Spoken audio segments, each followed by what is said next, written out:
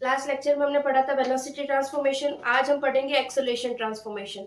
तो velocity transformation के लिए हमने क्या किया था, पोजीशन ट्रांसफॉर्मेशन की जो इक्वेशंस थी उनको with respect to time differentiate किया था, तो हमें वेलोसिटी मिल गई। सेम एज अप्लाई करेंगे आज वापस। आज हम करेंगे वेलोसिटी ट्रांसफॉर्मेशन इक्वेशन को टाइम के रिस्पेक्ट में डिफरेंशिएट। तो पहले वीडी की वेलोसिटी ट्रांसफॉर्मेशन की इक्वेशन लिख लेती हूँ 3D के अंदर।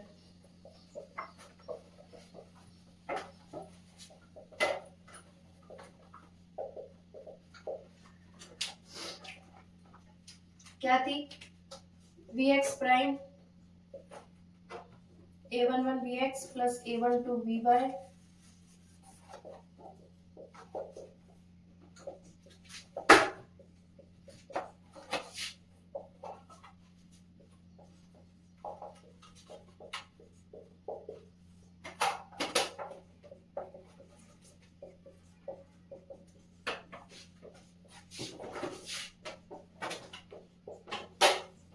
तो ये तीनों इक्वेशंस थी हमारी वेलोसिटी ट्रांसफॉर्मेशन। अब हम इन इक्वेशंस को क्या करेंगे, differentiate with respect to time.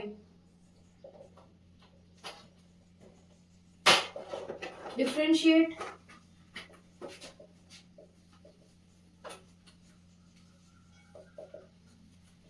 The equation 1 2 3 with respect to time. तो vx प्राइम क्या बनेगा, dvx, ये बन जाएगा a11 dvx अपॉन dt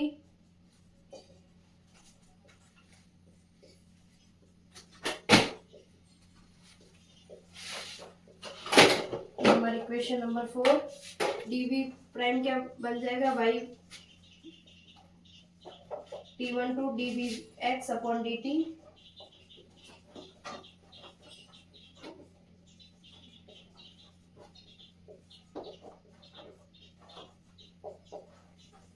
ऐसे z इक्वेशन थर्ड को डिफरेंशिएट करेंगे तो आएगा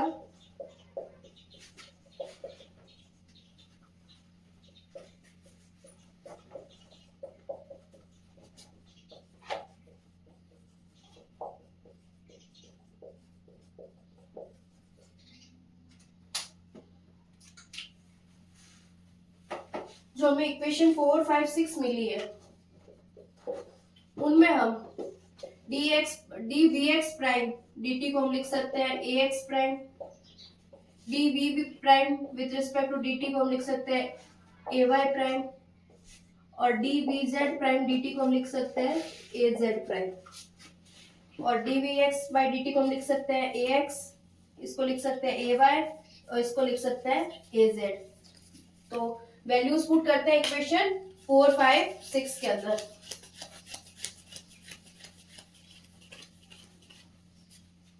तो नई तो इक्वेशंस बनेगी ax prime a11 ax plus a12 ay plus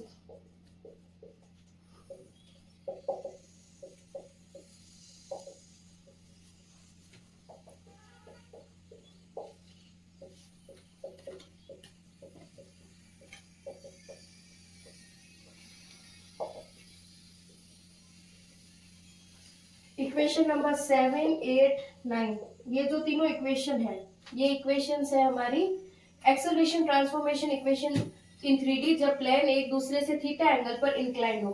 लेकिन हमने एक एजम्पशन मांगा था जब हम कोऑर्डिनेट ट्रांसफॉर्मेशन इक्वेशन निकाल रहे थे कि जो एस फ्रेम है वो एक स्टेशनरी फ्रेम है या इनर्शियल फ्रेम ऑफ रेफरेंस है। एस के बारे में हम कह सकते हैं कि frame of reference frame is inertial frame। और इनर्शियल फ्रेम के अंदर जो सबसे पहला पॉइंट होता है वो क्या होता है कि बॉडी क्या होनी चाहिए, नॉन एक्सेलरेटिंग। तो एक्सेलरेशन क्या होगा उसके अंदर, 0। तब हम ये पता लगाएंगे, हम जो ये दूसरी फ्रेम ऑफ रेफरेंस अब ले रहे हैं एस डैश, कि ये भी नॉन एक्सेलरेटिव है या एक्सेलरेशन कर रही है या नहीं कर रही है, ठीक है। तो हमें उसके लिए हमें क्या करना पड़ेगा, हम जो हमारे पास जो इक्वेशन है 7 8 9 इनके अंदर हम क्या करेंगे, एक्सेलरेशन की वैल्यू 0 रख देंगे। अगर एक्सेलरेशन इन एस फ्रेम 0 है तो ax भी 0 होगा, ay भी 0 होगा और जेड भी 0 होगा। अगर ये तीनों ही 0 होंगे तो ए एक्स प्राइम भी 0 आएगा, ए वाई प्राइम भी 0 आएगा और ए जेड प्राइम भी 0 है, जिससे ये कंक्लूजन निकलता है कि ए प्राइम है वो 0 है। दैट मीन्स इस एक्सेलरेशन 0 निकल रखने का कंक्लूजन क्या है कि both frame of reference are inertial frame of reference.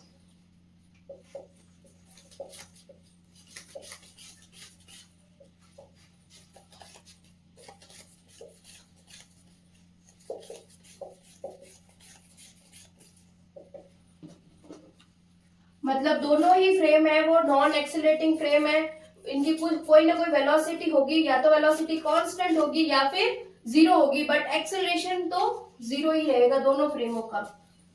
तो ये था हमारा एक्सेलरेशन ट्रांसफॉर्मेशन, वेलोसिटी ट्रांसफॉर्मेशन सब। अब हम नेक्स्ट जो हमारा सबसे बड़ा टॉपिक होगा वो होगा गैलीलियन ट्रांसफॉर्मेशन। उससे पहले एक छोटा सा टॉपिक है वो क्लियर करेंगे कि अगर हमारी जो फ्रेम्स एक्सिस है वो रोटेट कर रही है ओमेगा एंगुलर वेलोसिटी से, तब है ना एक्स प्राइम और एक्स के बीच में क्या रिलेशन होगा। तो एक वो छोटा सा टॉपिक है, उसके बाद में हम जो ये अभी इतने दिनों से बेस कर रहे हैं उसके बाद सबसे जो मेन टॉपिक है जो एग्जाम्स में जनरली बहुत या मेजरली पूछा जाता है वो गैलीलियन ट्रांसफॉर्मेशन वो स्टार्ट करेंगे। Thank you for